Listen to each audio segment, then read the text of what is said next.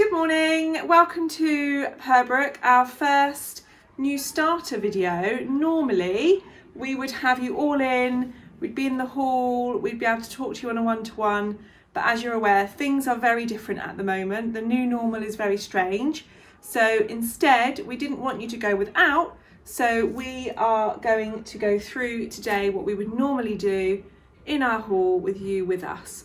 So I am Mrs. Carteret, I'm the head teacher. I'll be talking you through some of the bits today, and with me I have Miss Wigmore, who is the early years leader and one of the class teachers that you will be seeing lots of over the next few months.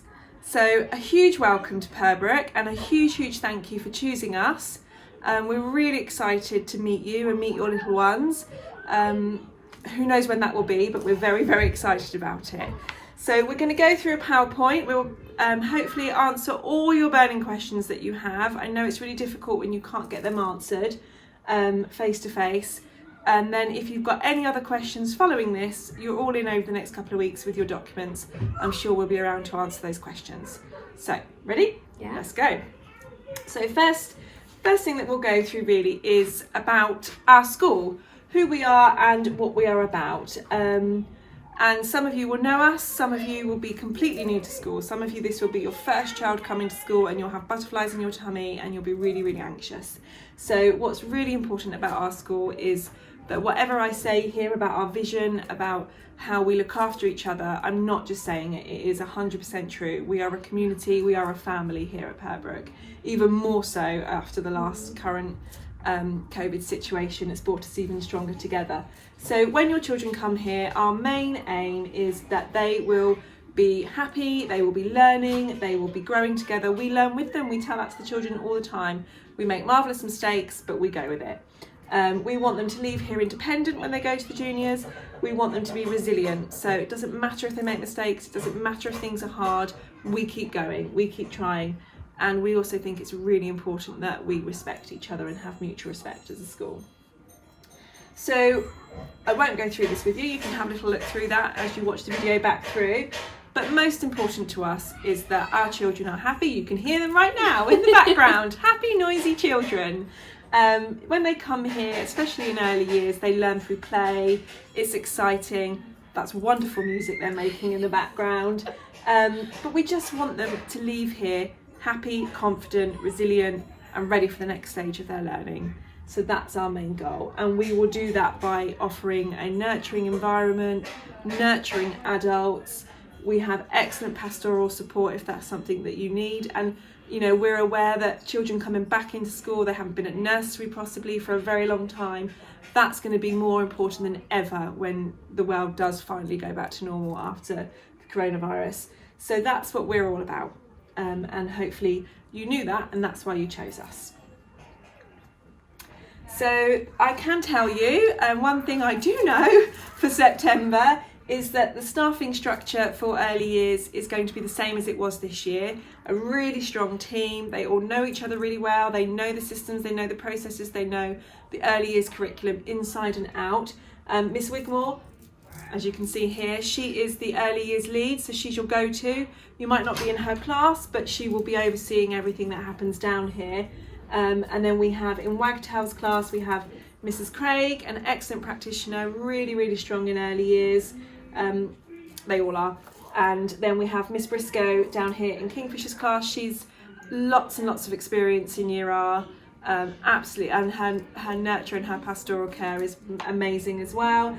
Each class has a full-time teaching assistant who could be one of your children's key workers, because we split them into smaller groups so that they've got that familiar person that you've got as well as a point of contact when they come in the morning. So you could have Mrs. Edmonds, Mrs. Hardy or Mrs. King as one of your key workers as well. And again, they've been in early years for a long time, a wealth of experience, a wealth of knowledge, and they're all amazing. And we also are really lucky in early years that we have an additional HLTA, which stands for Higher Level Teaching Assistant. She will sometimes take classes when the teachers need to be out of class for some other reasons. She runs some really fabulous interventions, interventions for speech and language, interventions for concentration. We've also been done some extension interventions this year. So for those children who are ready for the next stage, they need a bit of a challenge, a bit of a push. So we go with your children, we see what their needs are, and then we kind of use Mrs. Cowdery in that way, don't we? So a really fantastic team. Each class is a bird, and then within that bird there'll be in a mini beast name. So it might be a ladybirds or ants or something. So but you'll get all that information out to you very, very soon. So that's our wonderful team. Transition to school. Now I'm going to hand over to Miss Wiggle in a minute, who will go through this, but a bit of a caveat at the beginning really. Obviously we're sitting here with you today. The situation in the world is very different to how we would normally be in June. Our transition into school is going to look quite different. We would be starting transition quite soon normally. Normally we start it in July, we have your children in for visits. We can't do that this year, that's not safe. And our main aim at the moment is to keep all of our families, the ones that are here and the ones starting, as safe as possible. So we have a plan. That's the plan we have today. That plan could change. The government like to throw in new rules and regulations quite regularly. So what Mrs. Wigmore will go through at the moment is what we're hoping to be able to do. But I think we need to understand that we can only do what we're given advice on from the government. So it's about right, isn't it? Yeah. So the aim is that we will have the children in for 2 transition visits. They come in half a class at a time, so they get that opportunity to get to know some of the other children that they'll be learning with, and also the adults. The adults can spend more time with them and they can get to know the adults better. They spend time in their classrooms, so they get to know the environment they'll be learning in. The first visit, usually we invite parents to stay in with them, and we're hoping that that will be the case again in September, but we will have to see what the situation's like at the time. And then the second visit, again, usually we offer a chance for the children to stay in the classrooms alone, and we put tea and coffee out for the parents so that they can get to know each other, because actually the parents that are in your class with your child will become a massive support system for you throughout their journey through the school as well. In the past we've had the school nurses in for that time as well, and our parent support advisors often in, but again we have to go with what the rules are at the time, so we will let you know. We'll keep you updated as and when we know anything more about. Again, normally in September we would offer a home visit where your child's class teacher and their TA would come and visit you at home with your child, and the idea behind that is that it's a safer place for your child to get to know them. That's not something that we're likely to be able to offer this year, so instead we've put our heads together and we've done a lot of thinking about all the different ways that we can build a relationship up with you and your child without that in place. We have a plan. Once you find out which class your child will be in, you'll be contacted by your child's class teacher. You'll have an opportunity to share any worries or questions with them. They can share any important information with you, and that doesn't have to be a one-time thing. If you think of something afterwards, you're more than welcome to get back in touch with your child's class teacher, and there will be communication back and forth. We're also planning to video some of the teachers reading bedtime stories for the children, so that they can start to understand that that person is a safe person that will be in their life and someone that will be special to them for quite a long time. And we would usually, in their first visit, give them a transition pack with a booklet that they can write information about themselves in, information about their classroom, photos of their teachers, and that will be something that we will be sharing with you and you can look at with your child as well. Well, that's me as well, isn't it? It is. We don't know what starting school in September will look like. We do know it will be staggered. We're going to do it in a way that the children can come into school feeling safe, feeling supported, you feel supported, but we can't at the moment give you any dates, we can't give you any times. We are aiming to do that as soon as possible, but we are waiting on guidance from the government at the moment. We are, and we just don't know what September's going to look like, even for the children that are already at school. So, you know, you will be part of that communication that we have with the whole school as to what September will look like. And that's really the best we can do with that, isn't it, at the moment? So let's get to the fun bits, the things that you're actually really worried about and thinking about as a parent. I know these are the things that we worry about before children start school. Uniform, what will they need? So they are expected to wear school uniform, and in the winter it's the grey trousers, the socks, the black shoes. We do ask for a yellow polo shirt. We're phasing out white polo shirts. For a while you could choose a mixture of both, but I think we're almost there now with the whites gone. So we do request that it's a yellow polo shirt, please. And then the maroon jumpers with the logo. It just helps them understand that they're part of this community if they've got their uniform. Summer uniforms, the same cardies and jumpers with the logos. The girls can wear the summer dresses, boys shorts, keep them cool. So that's what we expect them to come into school with. We do ask that the shoes are sensible, no heels, make sure they've got straps. No laces. No laces, no, because that's a logistical nightmare. And then for PE, the children will have PE when they're in Year R, and we do have PE coaches that come in, so it's really good outdoor and indoor PE that they get to experience. So we do ask that they have their PE shorts and the yellow PE t-shirt, and that they've got plimsolls for indoors. Trainers is okay for outside, and then if it's cold in the winter, some tracksuit bottoms are fine because it does get chilly. I think that's everything that they need. We do ask that hair's tied up, girls and boys, if they've got long hair, that it's tied up. We are quite specific about the size of the bows that they might have in their hair. There's lots of big JoJo bows around at the moment. We don't like them in school, because they're expensive and they're quite precious to the children and they might get lost. But also, if you're sat behind somebody with a JoJo bow on, it's very hard to see because they are rather large. So little bows are fine, and clips. And boys, we just say quite a sensible haircut. We don't like the big shavings and the zigzags and things in hair. It just makes them stand out and be very different, and we like the uniform. So that's uniform. I think that's all there is to say on that one. Please make sure that everything is named, because we've lost count of the amount of times that children have lost a sock after PE or a jumper's gone missing, and if it's named it will find its way back to you. Yeah. And that's everything, because pairs of pants get lost after PE as well somehow. They're not meant to take them off. No, but they do, and so everything that comes into school with your child needs a name on. Yeah, fabulous. So what do they need to bring into school? We want them to be school ready when they start with us, so we ask that they have a book bag. We do say no to the big rucksacks. We have very small spaces for our pegs, and if they bring a book bag, it doesn't fit on the peg. You can't get any other coats and things up there. We do put our book bags in a box. They go in much neater if it's a flat book bag, and that's all they need. A water bottle. Now, normally we would provide a water bottle. Because of the current situation, our suppliers aren't supplying these at the moment. So what I would suggest is you bring your child in September with a named water bottle, and as soon as we get our water bottles, we will provide them. But it will likely be hot in September, so anything that you can get hold of would be great. And we do ask that they bring a coat in every day, even on the hot days.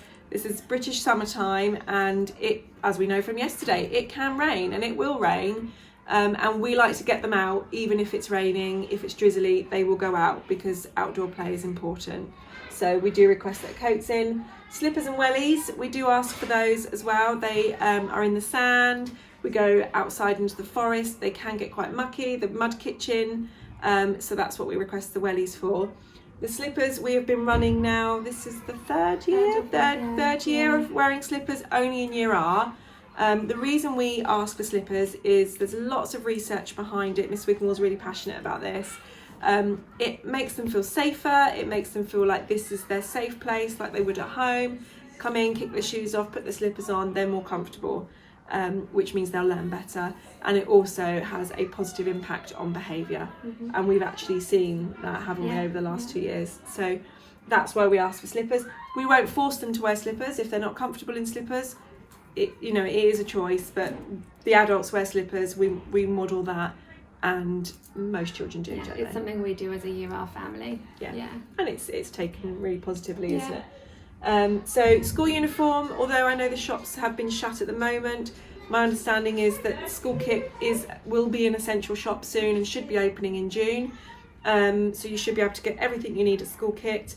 If you can't get to the shop, if you're shielding, if you can't get out, if you're worried, you can buy online. And also when you come here with your details, over the next couple of weeks, we're going to have a rack of new uniform and nearly new uniform that will be slightly cheaper than school kit that you can buy from us. So I think we are requesting that you bring cash for that, and there'll be a bucket outside because we can't handle the money at the moment, so be prepared for that to happen. But yeah, have a look, see what you can get. But school kit you can buy now, I'm aware, online, and it will be opening soon. It's probably around the 15th of June, those kind of shops opening up then.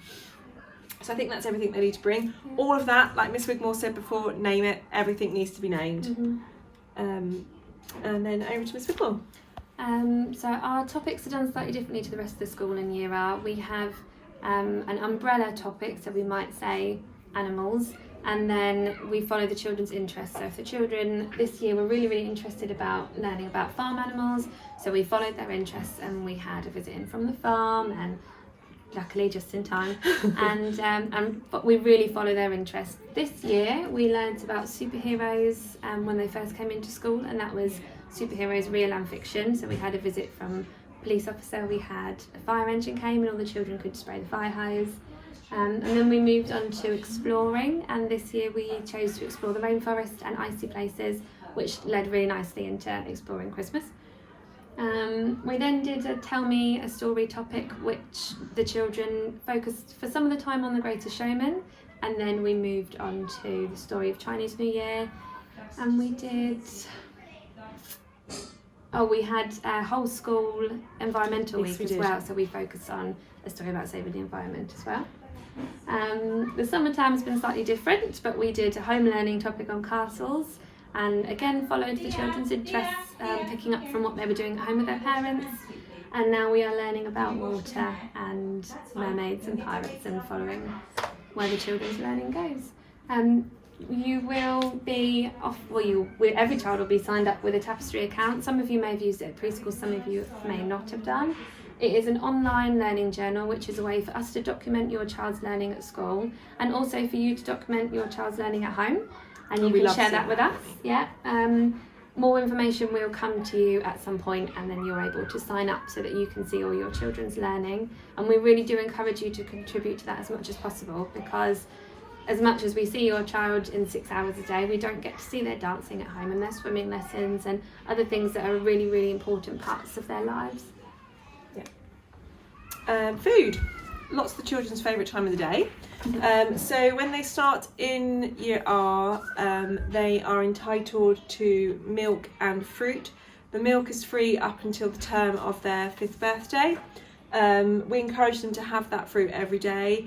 It's very much a token system that works really well, so the children know that they can only have one, they can only visit there once, because we do have children that would spend their life in the snack area just eating all day.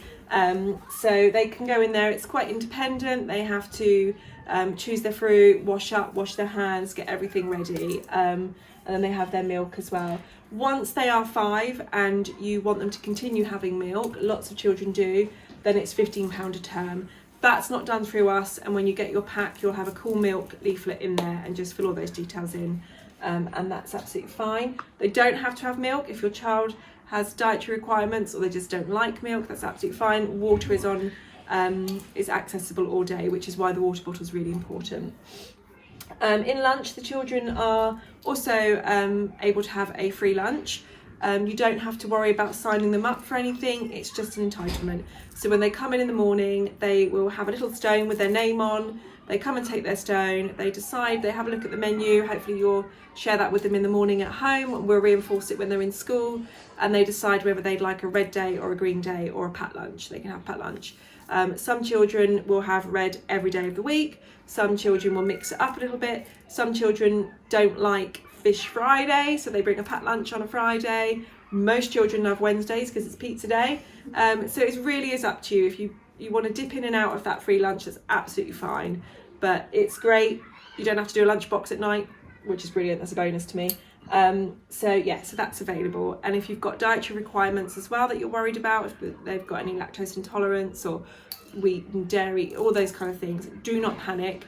As long as you tell us and you fill in a form, then the kitchen is amazing. They make sure that they get the right food and that we've never had any difficulties around that. So please don't worry about that. And that's something you can share with your class teacher over the phone and when you bring in your bits and bobs too. So don't worry about that. We do promote healthy eating here. So if they are bringing in a lunchbox, we do say absolutely no to fizzy drinks.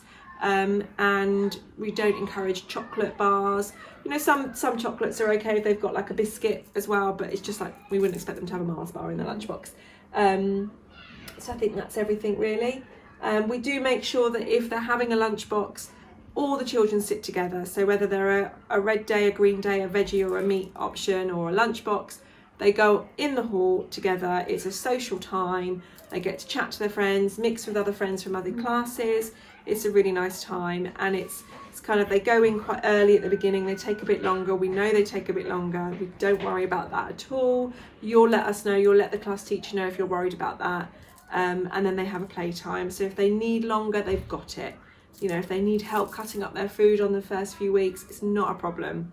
We can go through all that with them, can't we? Yeah. And the first few weeks, your child's class teacher will have lunch with the class as well. So they've got a familiar adult there, and every class has an assigned lunchtime support assistant as well that they build up a really good relationship with really quickly. Yeah. And I think we would recommend, usually in September, the children come in for half a day at a time, usually. So if that does happen in September, we would really recommend that they try the hot dinners, because if it ends up being something they don't like, they come and stay at home and they can have lunch at home with you. Yeah, and often you find that the children who you think would never eat that, they wouldn't eat a roast dinner, because everybody else on their table is eating it. They actually do, eat it and they enjoy it, don't they? So it's a good chance to just let them have a go. Yeah.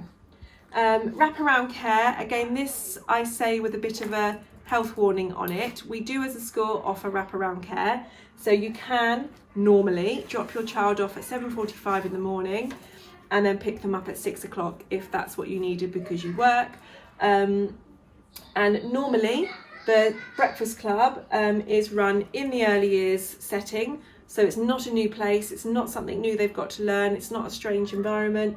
The adults that run the breakfast and after school club are adults that they are familiar with. A lot of the teaching assistants that you saw earlier, Miss Edmonds, Mrs Hardy, they're part of that. So it's people they already know, which is really great, because then it just feels like an extension of the day really, doesn't it? We do ask in the morning for £2.50 a week for breakfast, and we do a day, £2.50 a week, that's cheap. So they will have toast, cereals, yogurts, it's all healthy. And they get to play with their friends as well. And then the after school club, we have two separate costings, and we were running it just till 6, and that is £8 a day. But we were finding lots of parents were finishing work early and they were just coming back picking their children up, and we kind of felt like we were overcharging for some of those children. They weren't eating because parents were just using it as a buffer till they could get here. So you can choose to stay till 6, pay the £8, or £4.15 and it's £4, but they might not have had the dinner. It's not a big meal replacement, it's always a healthy snack. The children help prepare it, it's really good fun. They get to go outside, they play with all the equipment down here again, so it's really, really natural for them. They're not worried, it's not a new space, not new adults. We do ask when you book, if you know this is something you will need, we ask for a refundable holding deposit. The reason we ask for that is lots of parents, before we asked for it, just ticked the box because they thought, I might need it, I don't know. And then we were staffing for the huge number of people that we had, and then less than half of those children actually turned up. And I've then got staff on that I've got to pay, and it's a business and I've got to run it effectively. So we asked for the £25. If you then continue to use that breakfast club and after school club, that money will be deducted from your fees, so you won't be out of pocket. If you pay a deposit and then don't need it, unfortunately you will be out of pocket. Now, at the beginning I said normally we have breakfast and after school club. Under the current situation, we've had to cancel all the wraparound care on the guidance of the DFE and the government, because we're working in the bubbles at the moment to keep everybody safe. To then bring them into breakfast and after school club, we would be contaminating the bubbles, and then it makes having them in school pointless. So as it stands right now, we don't have a breakfast and after school club. We're hoping come September, if everything is better, then that will be back up and running. We will eventually have breakfast and after school club when the world resets back to normal, but who knows when that will be. Guarantee. But it is something as a school we provide, and we will provide again when we're allowed. Okay, so over to you. So lots of the questions that we get asked are, how can I make sure that my child's ready to start school? And I know that will be a big concern for a lot of you, because most children aren't currently at preschool or nursery. To be honest, we ask for you to just help your child to become more independent, because you may have 1 or 2 children at home, we have 30. So if they need help dressing and undressing for PE, if they need help in the toilet, that forms a huge part of the day that could otherwise be used for your child's learning. So we ask that they can dress and undress themselves as independently as possible. They can use the toilet independently. Obviously, if they need help, we will help them, but we ask that they try and be as independent as possible. Recognising their own name is a really key skill for them, because when they come in on their own, they choose their own lunch based on choosing a stone with their name on. Our reward system involves moving their name up and down or up on a chart. So recognising the name is a key skill that will really help them. And other than that, it's just talking with your child, playing games with your child, reading books with your child, and just getting them excited about coming to school. Yeah. It's amazing how those old-fashioned board games like Snakes and Ladders are real early math skills, aren't they? And communication skills. They are crucial to development.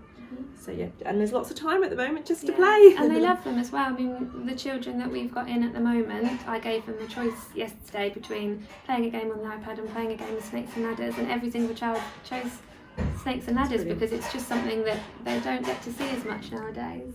And we do ask that you do allow your children to be bored as well. That's a really key skill. So many nowadays children have got so much at their fingertips, you know, with screens, computers, iPads. They are stimulated so quickly that actually children nowadays are not given enough opportunities to be bored. And a bored mind is a creative mind. So we really ask, I know it's difficult as parents because they nag us and they moan and they whine, but let them be bored, especially in the back of a car, or just avoid too many screen times. That's what we say, isn't it? We can't make any guarantees about what the first few weeks of school will look like, but what we can promise is that when your child starts school with us, we will get to know them, we will settle them in, we will build a relationship with them, and then the more we get to know the children, the more we can start to tailor their education based on what they're interested in and what they need. Usually we offer learning workshops for the parents to come in so that they can start to understand the early years curriculum a little bit more, and ways that they can support their child at home. That is something that we are hoping to offer, even if it's done in a virtual way like this or in smaller groups. We ask that you add to Tapestry. We ask that you read at home with your child, preferably 5 times a week is what the school would recommend, and that's something you can start doing now. And we send out a letter every Friday, a newsletter with important information that we ask that you access as well.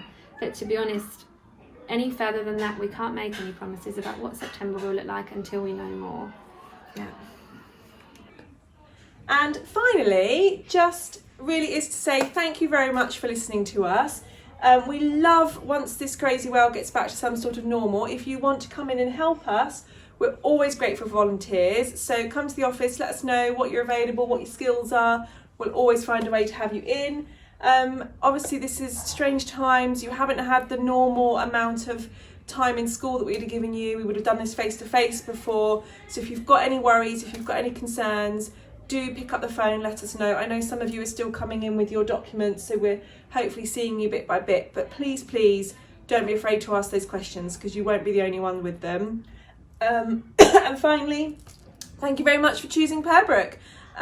We can't wait to meet you all. We can't wait to meet your little ones, and we will see you all hopefully in September. So thank you very much, and take care and stay safe.